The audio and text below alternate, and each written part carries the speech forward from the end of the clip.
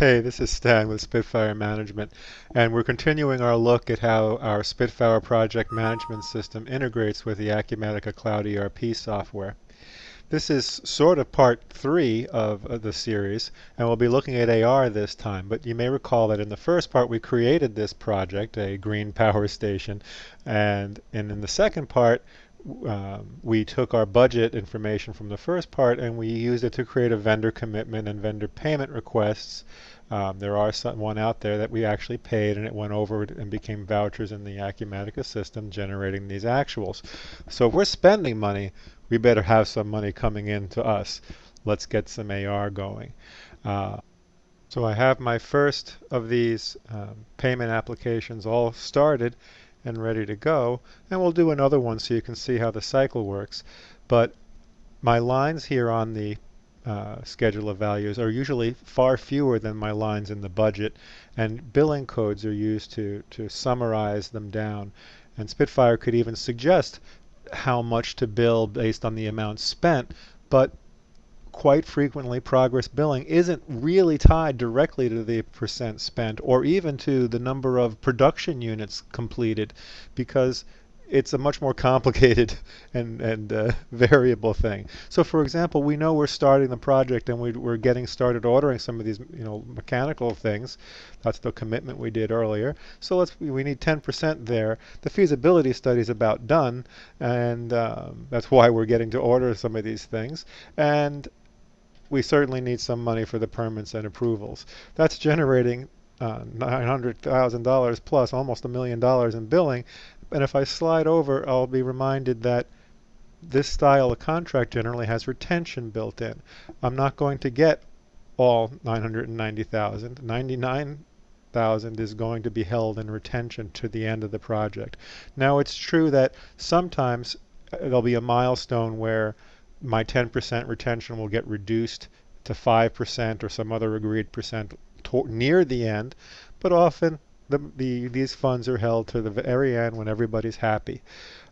In this first pass, we're pretty much ready, but it's time to print, because this is our workbook where we're doing and generating the numbers. We have to now publish these and share them with the customer and perhaps the architect and the bank. So let's take a look at how that works. We have a little button that allows us to choose the print template. Now we're showing off here with all these different styles, but quite frequently in our template library, the company division that's being used, the customer information, the project type, will narrow it down to often just the one template that's appropriate. But let's go ahead and confirm the template to use. All right. And I can do a quick print preview, and you can see that it comes in this very nice fancy format, which is all ready to go. Next section of the document. All right, so we're going to close this part. I don't think I need to save that today. And we're ready to go ahead and acquire an invoice number. Now this is the part that will integrate with the Acumatica accounting system, so it takes a little bit longer than the other saves we've done so far. And let's close this up for now. And sure enough, when I go back to the pay application routing document, I have a link to an invoice that has been created over in the Acumatica ERP system. When I click the link, it opens right up for me, and I can see that the amount was for 895,000. If I put these both on the screen, you can see that the net due now was the 895,028, and I have this retention going on for another 99,000 plus. What's going on? Where will that be in Acumatica? This over here is an invoice that has in fact been released already. Let's go take a look at the project. There's a variety of ways I could get there. I'm navigating through Acumatica right now. Oh, there it is. And if I go look at I need a little more room on the screen here, the invoices tab. There's my invoice that I just did. All right, let's go look at the balances, and we can see that I have an actual revenue of 895. It's AR, it's been released, it's real. And I have this unbilled retention asset of the 99,000 waiting for me to become an AR at some point in the future when that becomes appropriate. So that's the first part of our AR. Let's go through this again one more time. It's not hard. We'll create the next customer pay application. Get this out of the way for now. Don't need the prior one. One of the things that comes into play is the dates, and I have lots of opportunities for setting this, but I'll pick a date range for when I'm this billing, and we'll just generalize the title so we don't have to change it every time. And we'll save, and we'll open up that Excel user interface that lets us work with the numbers so nicely.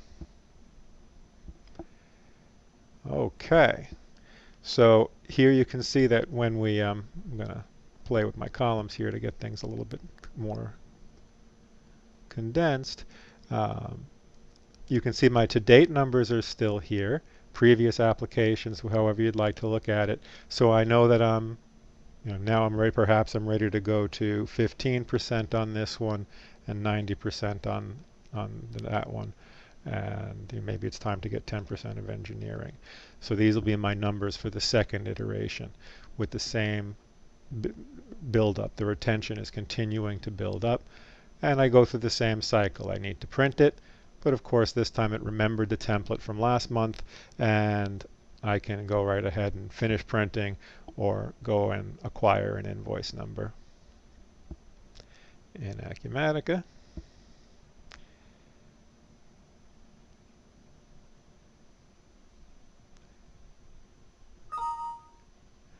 All right, when we close all this up, this time I'll do it in the right order.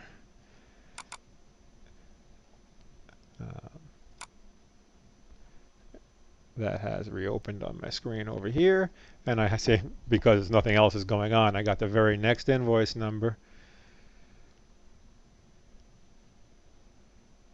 for the new amount. I'll go to the express route. I'll use the Spitfire link to the project screen, and we'll see two invoices over here. And on the balances tab, my actual revenue will now be quite nice, and my unbilled retention asset has also gone up. The project transactions will help tie this to the various invoices. Acumatica does understand how the unbilled retention gets there, but Spitfire's become responsible, and in fact when it becomes time to release the retention, Spitfire moves it first from unbilled retention to billable, and then it sweeps through the billing rules into an AR transaction. But that typically happens near the end of the project. Well, that's it for our AR demonstration and how it all flows back and forth between the two systems. I hope that helps you get a picture of how it all works. Thanks for joining me.